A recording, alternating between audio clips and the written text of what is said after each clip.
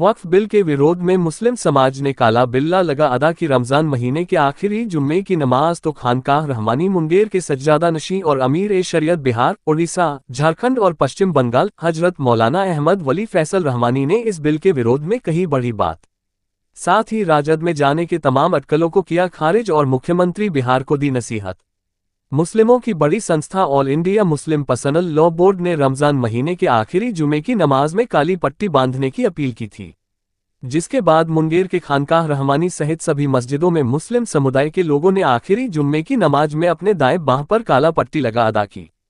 खानकाह रहमानी मुंगेर के सज्जादा नशी और अमीर ए शरीयत बिहार, उड़ीसा, झारखंड और पश्चिम बंगाल हजरत मौलाना अहमद वली फैसल रहमानी साहब की मार्गदर्शन में खानकाह में मुस्लिम समुदाय के लोगों ने काला बिल्ला लगा के नमाज अदा की।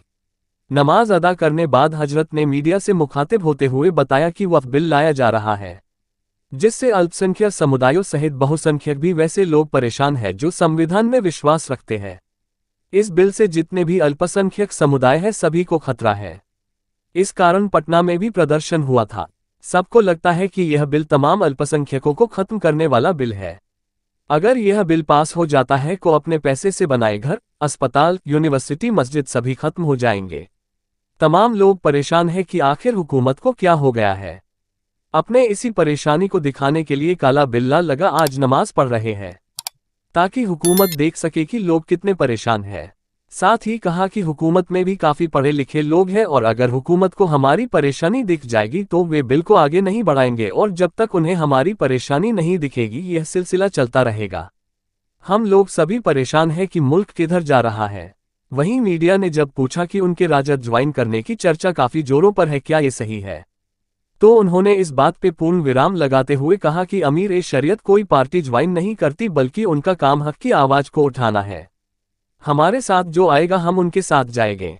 आप राजद की बात करते हैं, आप चंद्रशेखर, रविदास समाज, बौद्ध की बात क्यों नहीं करते? मीडिया के कुछ लोग हमेशा चीजों को तोड़ मरोड़ के पेश करते हैं। हम सबों की जिम्मेवारी होनी चाहिए कि हक और सत्य की बात हो। साथ ही मुख्यमंत्री नीतीश कुमार को ले कहा कि नीतीश जी की छवि धर्मनिरपेक्ष वाली है, तो वे हमारी बातें क्यों नहीं सुन रहे हैं? उनको तो अब तक हमारी बातें सुन और समझ जानी चाहिए थी। उन्हीं को सुनाने और समझाने के लिए सारी बातें हो रही है। बिस्मिल्लाहिर्रहमानिर्रहीम। वक्फ बिल लाया जा रहा है और वक्फ बिल से तमाम जो माइनॉरिटीज़ हैं उनको बड़ा ख़तरा है।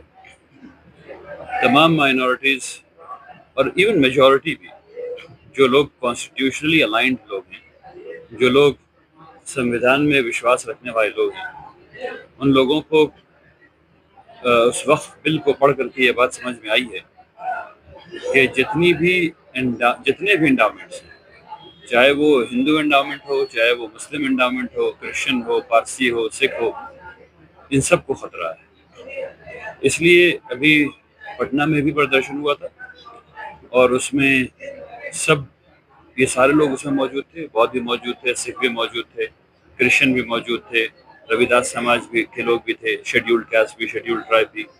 सबको ये लगता है कि ये बिल शुरुआत है तमाम किस्म के एंडाउमेंट को ख़त्म करने का। तो ये बहुत ख़राब बात है, क्योंकि लोगों ने अपने पैसे से ख़रीदी हुई ज़मीन, अपने पैसे से बनाया हुआ घर, अपने पैसे से बनाया हुआ हॉस्पिटल, अपने पैसे से बनाया हुआ कॉलेज, अपने पैसे से बनाई हुई यूनिवर्सिटी, ये सब बंद हो जाएगी, ख़त्म हो जाना है। तो इसलिए तमाम लोग बहुत दुखी हैं, बहुत परेशान हैं कि आखिर हुकूमत को हुआ क्या है, वो ऐसा बिल क्यों ला रही है। उसी को डेमोक्रेटिकली दिखाने के लिए, अपनी परेशानी को दिखाने के लिए काला बैंड लगा करके लोगों ने नमाज पढ़ी है, ताकि हुकूमत के नुमाइंदे इस बात को समझ सके कि सब लोग कितने परेशान हैं, सब लोग कितने दुखी हैं। भाई क्यों नहीं मानेगी? एक मुल्क एक ही है ना।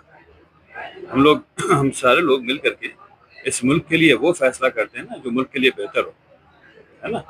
तो हुकूमत गलत काम क्यों करेगी? मैं उम्मीद नहीं करता हूँ।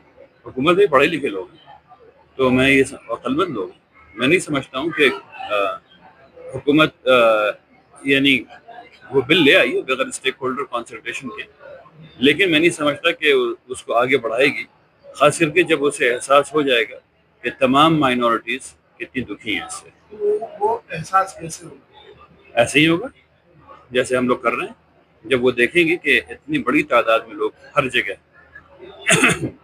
एक कॉल पर हर जगह तमाम लोगों ने ऐसे नमाज पढ़ी है, किसी चीज को बहुत भी करेंगे, किसी चीज को सिख भी करेंगे, इसी चीज को दूसरे मजहब के लोग भी, दूसरे मजाहब के लोग भी करेंगे, माइनॉरिटीज भी करेंगे, तो हुकूमत को पता चलेगा कि सब लोग कितने परेशान हैं। बिल्कुल सही बात है, ये बहुत ही अफसोस का मकाम है इस मुल्क के लिए कि अपनी तकलीफ का इजहार करने के लिए सिर्फ बता देना काफ़ी नहीं रहा। बहुत अफसोस की बात है, हम सब लोग बहुत परेशान हैं, ये मुल्क किधर जा रहा है। इस पे आप क्या कहें? देखिए, इमारत कोई पार्टी ज्वाइन नहीं करती।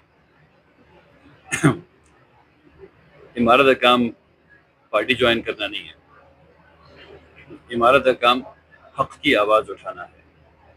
हक की आवाज़ उठाने में जो भी साथ आएगा वो हमारे साथ होगा। आपने राजद की बात की, आपने चंद्रशेखर आज़ाद साहब की बात क्यों नहीं की, आपने रविदास समाज की बात क्यों नहीं की, आपने बौद्ध की बात क्यों नहीं की, आपने कृष्ण की बात क्यों नहीं की। देखिए, मीडिया में कुछ लोग हमेशा चीज़ को तोड़ मरोड़ करके पेश करेंगे, लेकिन ये हम सब लोगों की जिम्मेदारी है कि हम लोग ज़बरदस्त, यानी बहुत हो गया मीडिया नैरेटिव, एक सीमा होती है, वो सीमा क्रॉस कर चुके हैं हम लोग कब की। हक की बात होनी चाहिए, जिसे हम लोग सत्य कहते हैं उसकी बात होनी चाहिए। अगर ये बात तो आज तक मेरी समझ में नहीं आई कि नीतीश जी जिनका सेक्युलर क्रेडेंशियल है वो क्यों नहीं सुन रहे। उनको तो उसको बात को सुन लेना चाहिए, समझ लेना चाहिए, तो उन्हीं को सुनाने और समझाने की बात है। ये सारी बात इसीलिए हो रही है कि नीतीश जी को ये बात समझ में आ जाए, बस इतनी सी बात है। शुक्रिया।